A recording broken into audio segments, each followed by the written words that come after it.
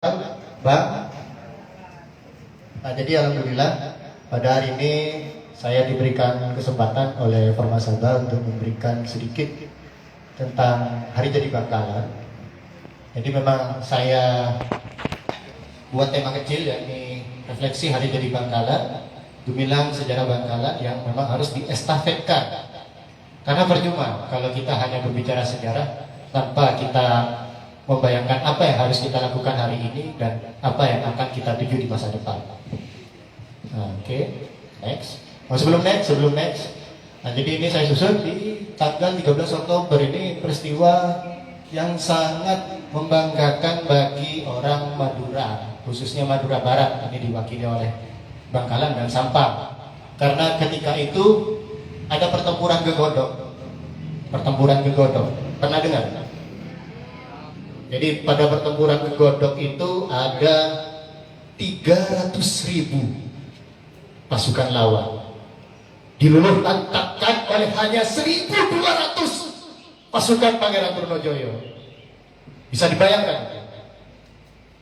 Jadi saya ulang, 300.000 pasukan musuh bisa diluluh lantakkan hanya 1.200 pasukan Pangeran Trunojoyo. Dari mana Pangeran Trunojoyo? Dari Madura Barat.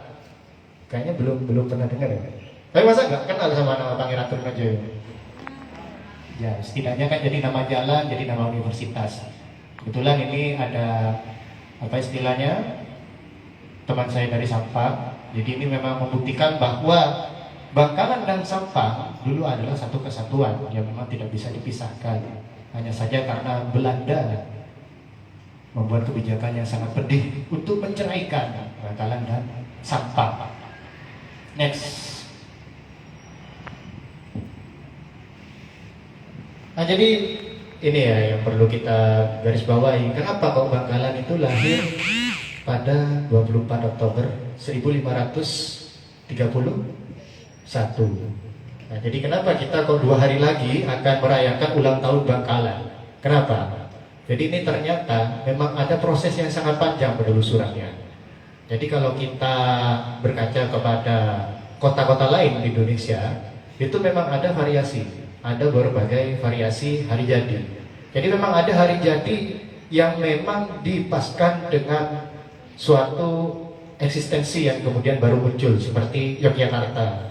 Hari jadi kota Yogyakarta itu adalah ketika Kesultanan Yogyakarta itu berdiri. Jadi itu tahun 1755 kalau nggak salah, ya 1755. Nah, jadi itu memang sesuai bahwa Kesultanan Yogyakarta baru eksis dan muncul dan sampai sekarang menjadi kota Yogyakarta.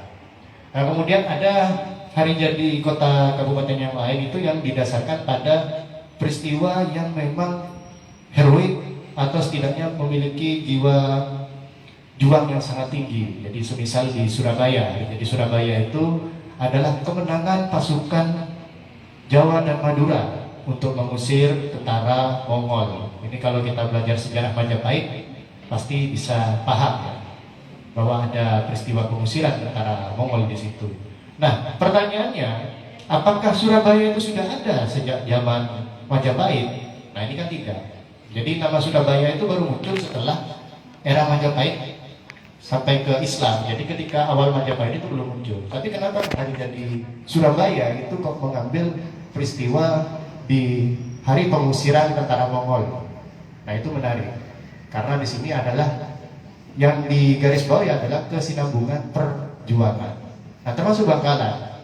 Jadi di selama berpuluh-puluh tahun Bangkalan kan resmi menjadi kabupaten itu sejak 1 November 1885. Ini kembar kita dengan Sampang. Jadi ketika itu tanggal 22 Agustus 1885 itu kerajaan Madura Barat itu dibubarkan oleh pemerintah Belanda yang penjajah kan memang, dan menceraikan Bangkalan dan Sampang. Dan pada tanggal 1 November 1885 Bangkalan dan Sampang resmi dibentuk oleh penjajah sebagai kabupaten. Nah, jadi selama kurun waktu sekian tahun, jadi lebih dari 100 tahun kan, ini 1991 baru ada riset. Jadi 110 tahun, bayangkan 110 tahun kita tidak tahu kapan hari jadinya. Dalam artian bukan tidak tahu, tapi kita mungkin tahu bahwa secara formal memang kita dibentuk Belanda. Tapi kan ya masa kita akan mengangkat hal itu, karena hal itu kan sebuah aib yang sangat pedih bagi kita. Kita diinjak-injak oleh Belanda, bayangkan. Tapi masa kita mau mengangkat itu, apa yang mau kita banggakan? Kemudian ada usulan-usulan yang kemudian memunculkan banyak dialog pada tahun 1991 dan dibentuklah tim riset yang ketika itu timnya adalah dari akademisi universitas-universitas dan juga anggota DPRD Kabupaten Bangkalan tahun 91 sampai 92. Jadi di awal itu ada 3 opsi yang diusulkan tentang hari jadi Bangkalan, karena semua peristiwa di 3 kejadian ini adalah sebuah peristiwa yang semuanya luar biasa untuk Bangkalan. Yang pertama adalah 15 Desember 1255, yakni tarikh Masehi dari Prasasti Mula Malurung. Karena itu pertama kalinya nama Madura itu disebut di dalam panggung sejarah. Dalam artian ini secara inskripsi. Tapi ketika kita berbicara soal angka tahun dan lain sebagainya itu bisa lebih kuat dari itu. Cuma untuk menyebut nama Madura secara eksplisit itu baru ketika tahun 1255 di Prasasti Mula Malurung. Nah, kenapa kok Madura ini Prasasti Mula Malurung? Ini kan Madura, bukan hanya Bangkalan. Kok mau dijadikan salah satu opsi? Karena memang menurut penelitian sejarah bahwa Madura yang dimaksud oleh nama Madura adalah Madura Barat. Untuk letaknya memang kita masih simpang siur, karena letak Madura Barat itu ya Bangkalan dan Sampang. Kita belum bisa memastikan bahwa kota Madura itu yang dimaksud negara Madura, kota Madura itu di mana pusatnya ketika itu, karena memang kita berpindah-pindah keraton beberapa kali. Tapi setidaknya itu adalah menjadi titik awal. Kemudian yang kedua 24 Oktober 1531. Jadi 24 Oktober 1531 itu adalah peristiwa penobatan Panembahan Lemah Dhuwur. Nah, jadi tadi untuk makam beliau sudah dijelaskan oleh pemateri pertama kita, sahabat saya Mas Gagal Pramawibawa, bahwa makam beliau ada di Arosbaya. Ada yang dari Arosbaya? Ada yang dari Arosbaya? Oh, ini ada yang ketawa-ketawa ini, kayaknya dari Arosbaya ini. Saya ingat dari Arosbaya tempatnya. Nah, jadi di makam Agung Arosbaya. Jadi di situ adalah makam beliau. Dan kenapa kok peristiwa penobatan Panembahan Lemah Dhuwur itu dijadikan sebagai momentum, salah satu opsi ya? Karena ketika itu tatanan kerajaan Madura Barat itu semakin rapi. Dalam artian di sini kita banyak hal, yaitu islamisasi dan juga perniagaan yang semakin ramai dan banyak lainnya. Jadi nanti kita bisa melihat di slide-slide selanjutnya kenapa kok Arosbaya itu yang dipilih, kenapa kok bukan Bangkalan, dalam arti di katakanlah Keraton Bangkalan ketika kita pindah ke sini gitu. Nah, terus yang ketiga adalah peristiwa 6 Desember tahun 1596. Nah, mungkin kalau kita bicara angka itu ya pusing ya, bicara angka tahun ya. Nah, jadi ketika itu kita tahu di dalam pelajaran sejarah bahwa ada 4 armada pertama Belanda yang sampai di Nusantara yang dipimpin oleh Cornelis siapa? Cornelis siapa? Nah, Cornelis de Houtman. Ada 4 kapal di situ. Ada 4 kapal. Dan ketika itu yang namanya kapal Belanda itu adalah monster laut. Bayangkan, itu sangat ditakuti. Jadi kalau para pelaut Eropa ketemu sama kapal Belanda, makanya kan ada di film Flying Dutchman itu kan, Flying Dutchman. Maksudnya yang saya bukan bilang yang SpongeBob ya, tapi yang di mana? Pirates of Caribbean. Itu kan begitu dahsyatnya. Bayangkan itu ada scene bahwa 2 kapal mengapit kapalnya Flying Dutchman itu kan kapal Belanda. Itu bisa ditenggelamkan dua-duanya. Itu memang faktanya seperti itu, tapi bukan hantu. Karena kecepatan teknologi persenjataan dan lain sebagainya itu memang luar biasa. Makanya istilah Flying Dutchman sendiri itu memang berkaitan dengan kecepatan kilat dari kapal Belanda. Karena tidak masuk akal kecepatannya, makanya dikatakan kapal hantu, kapal Belanda itu. Nah, itu kapal yang sangat tangguh dan orang-orangnya adalah pejuang yang sangat luar biasa. Tapi di Arosbaya mereka mendapatkan kesialan pertama kalinya. Jadi ketika sampai di Banten, mereka diusir, tapi tidak sampai bertempur. Mereka diusir, tapi kapal Cornelis de Houtman itu membombardir kota Banten, pakai meriam-meriam kapalnya. Kemudian ketika sampai di Gresik, mereka dirampok, digiri, mereka dirampok. Ketika sampai di Arosbaya, mereka ada salah paham, yang harusnya diutus ke kapal salah satunya, tapi salah naik kapal. Utusan kita itu salah naik kapal. Tapi karena mereka trauma dengan kejadian perampokan yang ada di kiri, mereka menyerang membabi buta ke kerajaan Arosbaya, dan terjadilah pertempuran yang sangat dahsyat. Dan itu adalah pertempuran pertama kalinya bangsa Belanda di Nusantara, dan Belanda kalah. Bisa dibayangkan betapa hebatnya kita. Kita bayangkan, armada Belanda itu terkuat di dunia ketika itu, tapi kita bisa mengalahkan. Berarti Madura, Arosbaya itu lebih kuat daripada Belanda. Nah, tapi kenapa kemudian yang dipilih adalah tanggal 24 Oktober? Kenapa penobatan Panembahan Madura? Karena di sini yang ditarik di garis bawah adalah adanya ketauladanan tokoh. Karena ini kan untuk kesinambungan, dalam artian untuk estafet perjuangan. Oleh karenanya yang dipilih adalah penobatan Panembahan Kilimadur, yang melalui proses panjang selama 2 tahun, 91-92, akhirnya membuahkan produk hukum, yakni SK DPRD Kabupaten Bangkalan nomor 6, tanggalnya bisa dilihat, saya tidak hafal ya ini. Terus SK Bupati Bangkalan tahun nomor sekian, tanggalnya juga sekian. Akhirnya ditetapkan secara resmi Hari Jadi Bangkalan. Nah ini saya tekankan, Hari Jadi Bangkalan. Bunyi SK-nya seperti itu, bukan Hari Jadi Kabupaten Bangkalan. Karena kalau kita menyebut Hari Jadi Kabupaten Bangkalan, itu kita membohongi sejarah.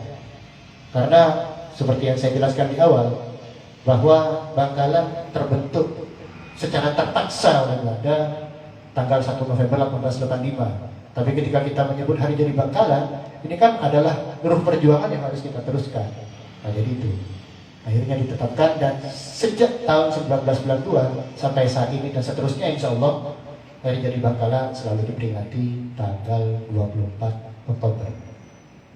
Next. Jadi tanggal lahir ya ini ya. Jadi kan repot kalau kita nggak tahu tanggal lahirnya kita sendiri kan. Dalam artian ya, kita melihat teman-teman ulang tahun, tapi kita sendiri, loh kok saya nggak pernah dirayain ya ulang tahunnya. Ternyata memang nggak ketahuan hari lahirnya kapan kan. Jadi kan sama seperti itu, kota-kota lain bisa merayakan hari jadinya dengan begitu meriah, sedangkan Bangkalan akhirnya berhasil pula menentukan hari jadi. Nah ini tadi yang 3 opsi tadi. Jadi ada prasasti Mula Maluro. Nah itu ada gambarnya. Jadi ada ya bisa dibaca sendiri lah, jangan terlalu panjang. Ada pertempuran Arosbaya ini. Ini gambar orang Belanda yang membuat ini. Coba kita bisa lihat tuh, orang Belandanya dibantai di situ. T1. Jadi orang Belanda yang terkenal sebagai penjajah yang tangguh dan kejam itu berkutik dengan kita. Nah itu penobatan Panembahan Madura, ada makam beliau. Nah bisa dilanjut. Nah tadi kita ketika berbicara soal sejarah Bangkalan, itu tidak terlepas dengan sejarah Madura secara keseluruhan juga. Tadi sudah disebutkan sedikit oleh Mas Gaga bahwasannya memang kita sejak zaman Praksara itu sudah ada. Tetapi kenapa kita kemudian membuat periodisasi seperti ini? Jadi yang dianggap pra Arosbaya itu ya era Hindu-Buddha dan era Praksara. Dan kenapa saya golongkan menjadi satu? Karena ketika itu yang banyak ditemukan adalah temuan arkeologis.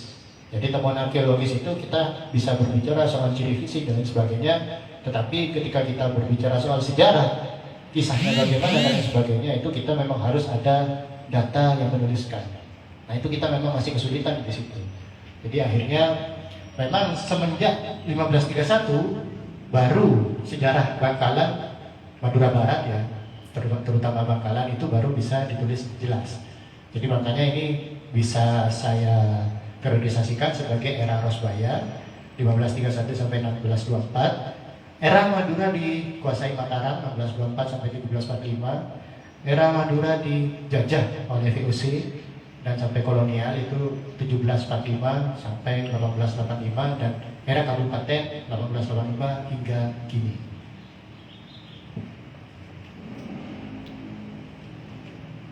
Nah, ini tadi sudah dijelaskan sekilas bahwa ada beberapa temuan, misalnya arca dan lain sebagainya. Ini tidak usah saya jelaskan terlalu panjang. Nah, ini di orang lokal, orang Geger itu menyebutnya Singgasana Putri Kuning. Tetapi setelah ada kunjungan dari Pak Gunadi, ini kepala Balai Jogja, Balai Arkeologi Yogyakarta.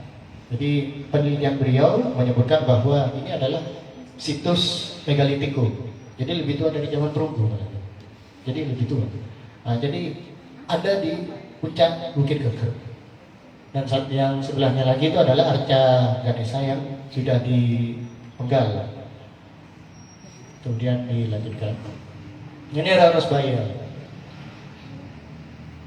Nah, kenapa kok Arosbaya ini menjadi sesuatu hal yang sangat berharga bagi Bangkalan? Karena memang Arosbaya adalah puncak kejayaan Madura, bisa dikatakan seperti itu. Ini kutipan dari Raffles ya, bukan saya yang mengarang. Jadi Raffles menyatakan, nah ini bahasa Inggris, tapi kurang lebih demikian.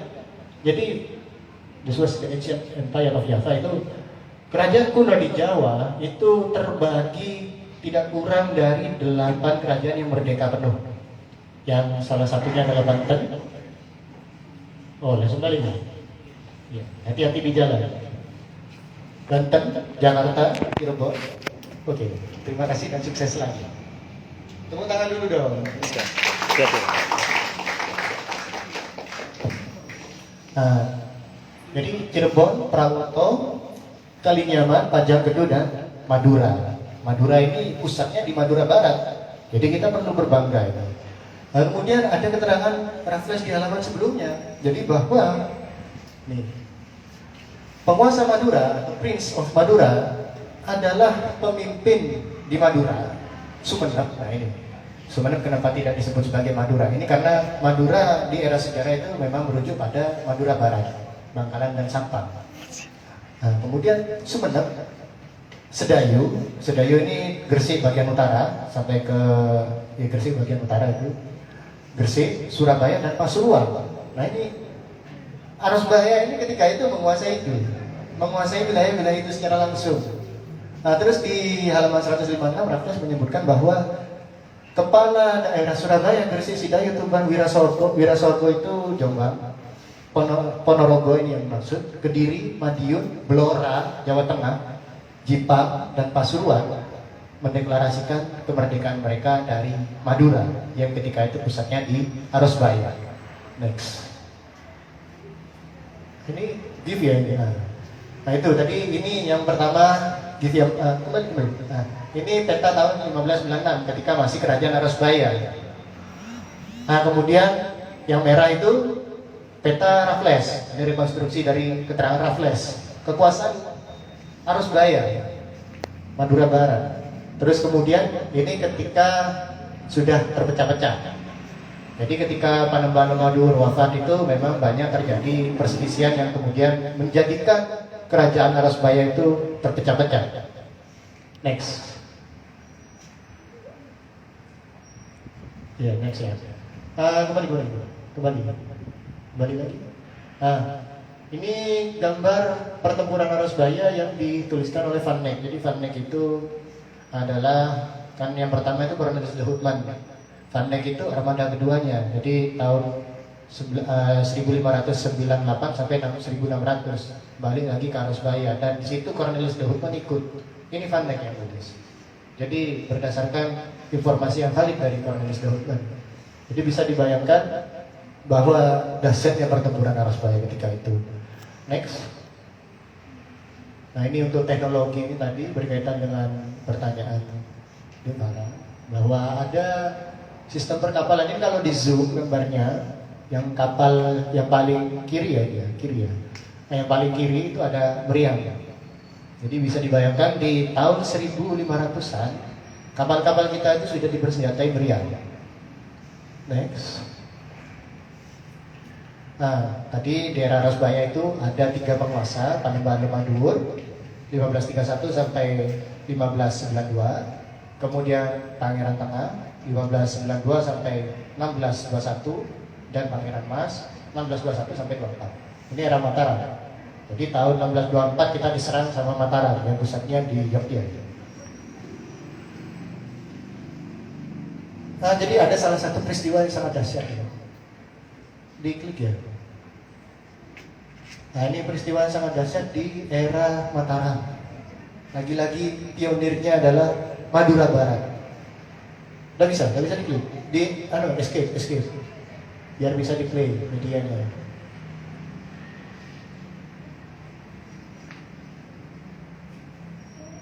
Di play, di bawah.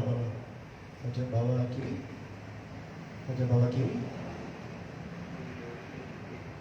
Pojok bawah kiri yang di medianya. Kalau nggak bisa sudah nggak apa-apa. Nah, jadi ini adalah sebenarnya video tentang Perang Trunojoyo ya. Ini penting sekali. Jadi kita bisa memahami bahwa begitu dahsyatnya tokoh-tokoh pendahulu kita. Langsung next saja dalam Paris.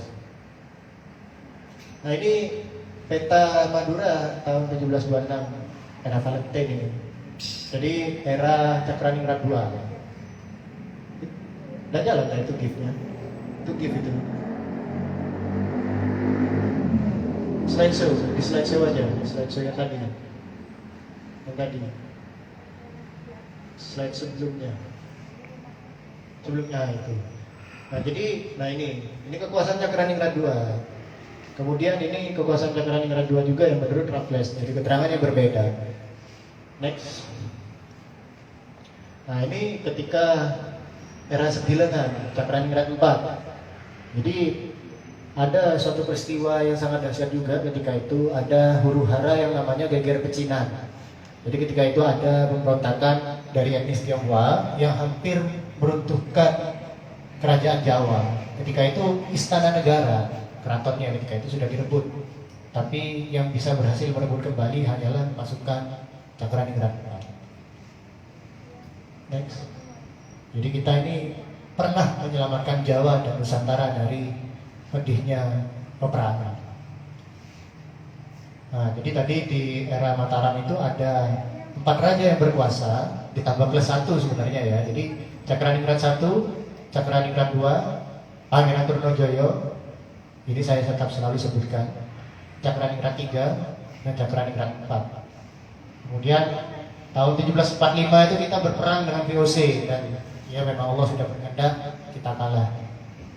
Jadi melalui perjanjian 15 November 1745 kita menandatangani perjanjian takluk dalam artian kalah pada VOC.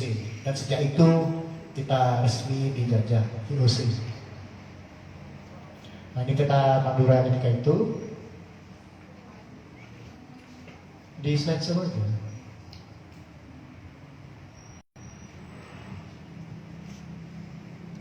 Ya, sambil lalu.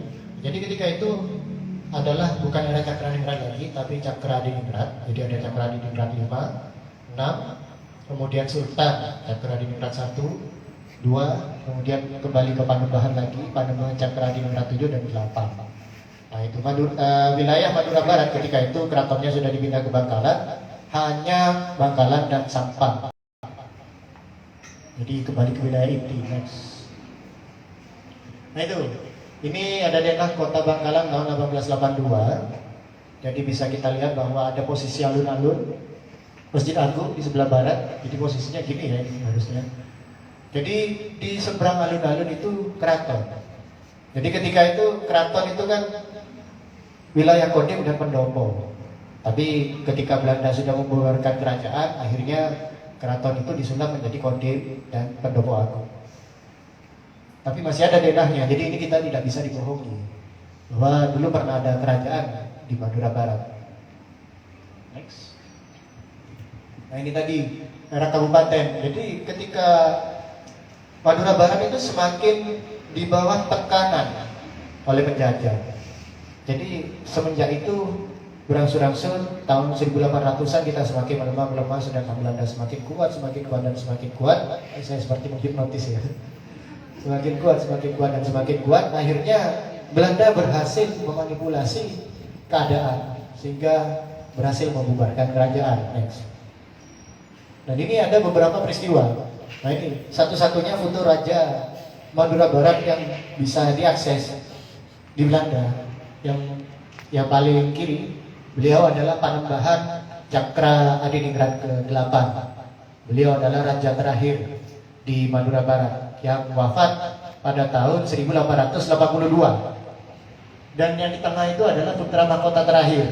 Jadi Panembahan Cakra Adiningrat 8 ini tidak memiliki putra laki-laki karena tidak ada penunjukan putra mahkota baru dan tidak ada istilahnya kandidat yang kuat karena mereka saling berebut di internal, saling berebut dan tekanan dari Belanda juga. Akhirnya 1882 sampai 85 tidak ada raja. Dan akhirnya pada 22 Agustus 1885. Tapi perlu diingat bahwa pada bulan April 1885 itu pernah terjadi demonstrasi besar-besaran oleh pasukan Madura. Bayangkan yang demo ini tentara. Yang demo ini tentara. Jadi sekitar 1.800 orang, saya lupa. Itu menduduki keraton. Intinya menolak pembubaran kerajaan Madura Barat. Tapi pihak Belanda menyikapi dengan mengirimkan 1 batalion tentara dari Surabaya. Tidak terjadi pertempuran di situ karena para sesepuh di Bangkalan ketika itu juga sudah tidak ingin ada jatuh korban. Jadi akhirnya memang secara terpaksa kita dibubarkan oleh Belanda dan kita terpisah ini, Prof. Kita terpisah, aslinya satu kesatuan Bangkalan dengan Sampang. Jadi seolah-olah sejak era Belanda menceraikan kita, seolah-olah kita ini selalu terpisah. Sejak 1 November 1885. Dan yang paling kanan itu adalah Bupati pertama Bangkalan, namanya Pangeran Cakra Adiningrat.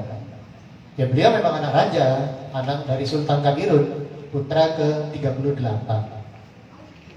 Gak usah abu. Kalau zaman dulu itu kan memang raja kan punya kekuasaan ya. Jadi beliau memiliki istilahnya Garwo Patmi atau Permaisuri dan Selir, Garwo Apian. Jadi memang beliau Sultan Kadirun itu kan istrinya ada 8, putra putrinya ada 46. Ini masih mending. Pengen tahu Cakraningrat 2? Pengen tahu gak? Cakraningrat 2 menurut catatan Valentine yang pernah berjumpa langsung dengan beliau ya. Jadi tahun 17 akhir 1700-an awal ya maksud saya. Beliau pernah berjumpa langsung dengan Panembahan Cakraningrat 2 dan beliau menyaksikan Panembahan Cakraningrat 2 ini auranya seperti 10.000 laki-laki. Dan beliau adalah orang yang sangat dihormati di Jawa, bahkan lebih dari Sunan Mataram, dari Raja Mataramnya. Jadi lebih dihormati. Dan beliau memiliki istri selir sebanyak 400 orang. Nah, jadi ya kita nggak bisa menyamakan dengan zaman sekarang. Kita nggak bisa disamakan dengan zaman sekarang karena selir itu kan posisinya sebagai budak. Jadi perbudakan di dalam Islam itu kan ada aturannya. Jadi mereka tidak punya hak yang lebih ketika itu, dan memang ketika itu perbudakan memang masih ada. Nah ini akhirnya di era kabupaten ya, kita bisa menyaksikan apa yang terjadi saat ini. Next. Nah ini pembubarannya, dasar hukum pembubaran kerajaan. Ada 10 sampai G berarti 8 pasal ya, 8 pasal. Ada 8 pasal di situ yang berbahasa Belanda memang, karena orang Belanda yang buat. Ada 8 pasal pembubaran yang di situ mengatur pemisahan Bangkalan dan Sampang, mengatur siapa bupatinya nanti, mengatur soal tunjangan para bangsawan, tanah-tanah para bangsawan, mengatur soal kemiliteran di Bangkalan dan lain sebagainya. Next. Nah ini tahu di mana? Nah yang sering jogging ini jelas tahu. Yang sering jogging di alun-alun. Tahu ini batu apa? Tahu batu apa? Tahu? Yang nyebut tadi tahu? Kenapa? Kepala Banteng PDIP. Ini adalah patung Ganevo. Jadi ketika itu tahun era Orde Lama, era Bung Karno, ketika kita sudah merdeka, Bung Karno mengadakan Olimpiade ini mana Mbak MC tadi? Mbak MC ini kan orang olahraga ya. Jadi ada Olimpiade tingkat internasional yang diadakan oleh Bung Karno. Jadi kalau kita kenal Olympic Games, nah Bung Karno itu pernah membuat tandingannya. Bung Karno pernah membuat tandingannya dan pesertanya dari seluruh dunia.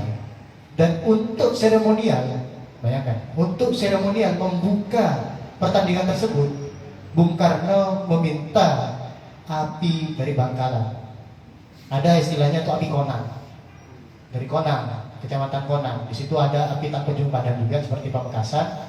Nah, di situ dipilih api di situ untuk secara seremonial membuka pertandingan tersebut. Nah, kenapa kok Bung Karno itu memilih api dari Bangkalan? Kenapa? Karena Bung Karno itu paham sejarah. Bung Karno paham sejarah. Siapa Madura? Siapa Bangkalan? Jadi tadi ada yang terlewat. Kenapa akhirnya Bung Karno itu memilih Bangkalan? Itu sesuai dengan makna harfiah Cakraningrat. Jadi Cakraningrat itu secara harfiah berasal dari bahasa Kawi. Jadi cakra itu artinya adalah bisa diartikan sebagai energi, ruh, jiwa. Ning itu adalah kata penghubung, di rat itu dunia. Bayangkan. Jadi ketika diartikan itu soul of the world. Dan Cakraningrat ini bukan hanya diemban oleh pemimpinnya, tapi juga diemban oleh semua orang yang ada di Madura Barat, termasuk Bangkalan dan Sampang.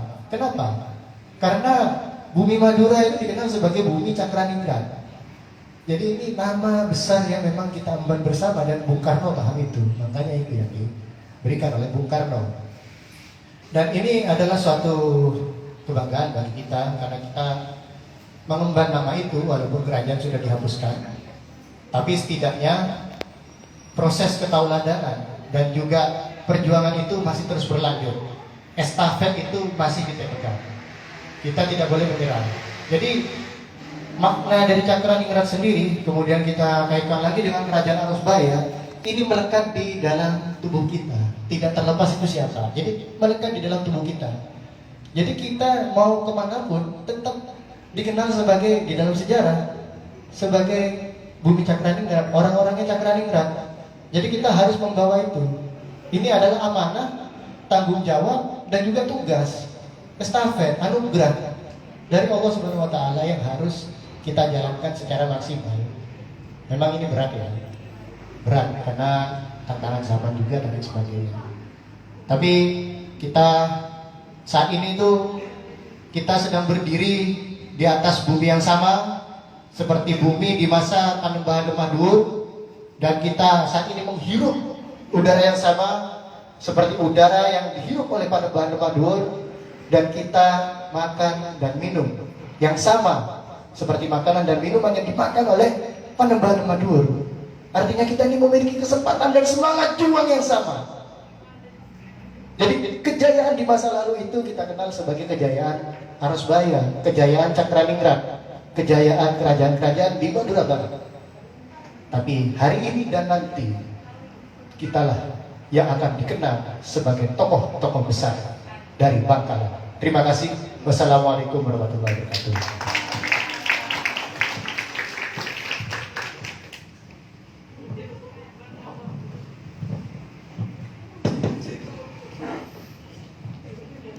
Baik, terima kasih atas pemaparan materi yang kedua tentang kesejarah Bangkalan. Sangat luar biasa pemaparan materi kedua ini yang dipaparkan oleh Mas Toman. Bisa beri tepuk tangan untuk Mas Toman.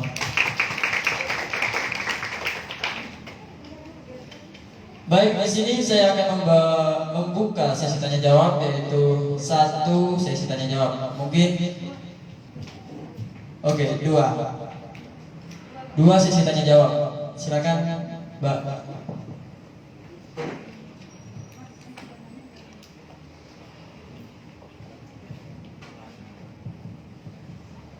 Assalamualaikum warahmatullahi wabarakatuh. Perkenalkan, nama saya Siti Jamila, asal dari SMA 2 Negeri 2 Bangkalan. Yang saya tanyakan adalah tentang kapal perang kerajaan Arusbaya pada tahun 1500 sudah dilengkapi meriam. Dari manakah meriam tersebut? Apa sudah ada kerjasama dengan kerajaan lain atau bangsa lain? Terima kasih.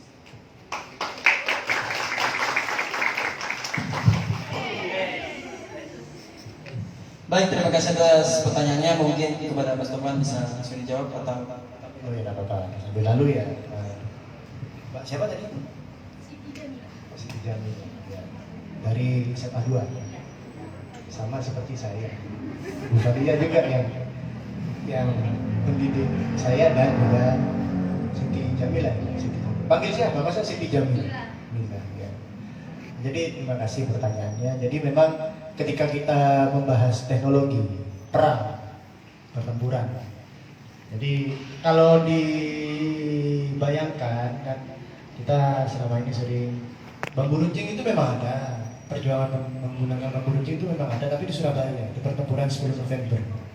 Tapi sebelum itu teknologi kita itu jauh melampaui bangsa-bangsa asing sebenarnya.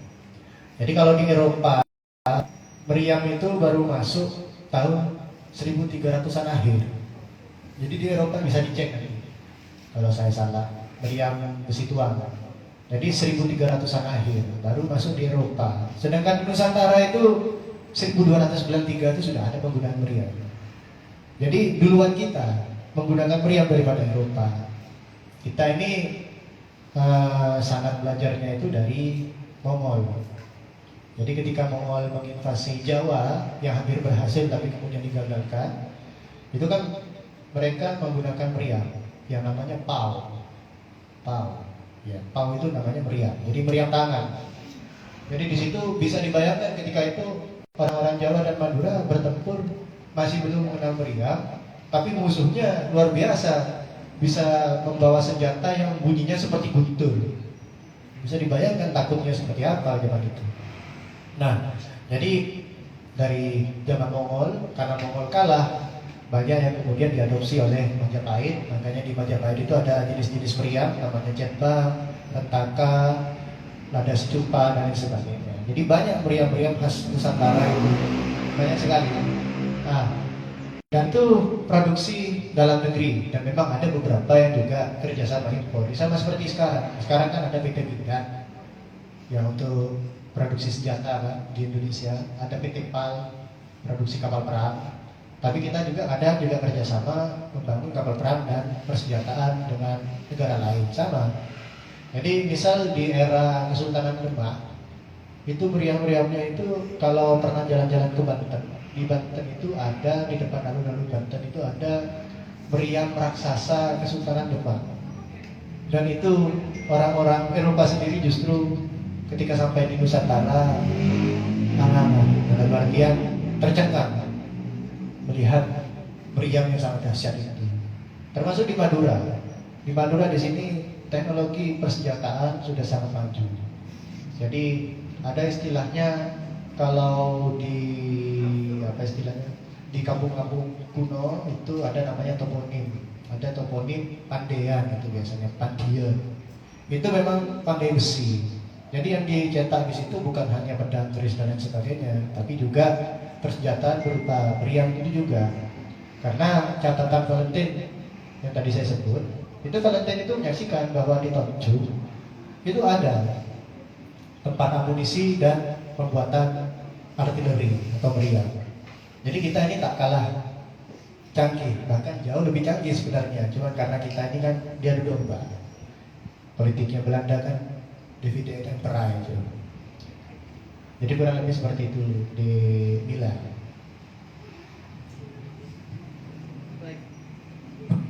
Baik, terima kasih atas jawabannya dan bagi yang bertanya. Oke, tinggal satu lagi pertanyaan mungkin dari bagi yang belum bertanya silakan bertanya. Ya, silakan Masnya.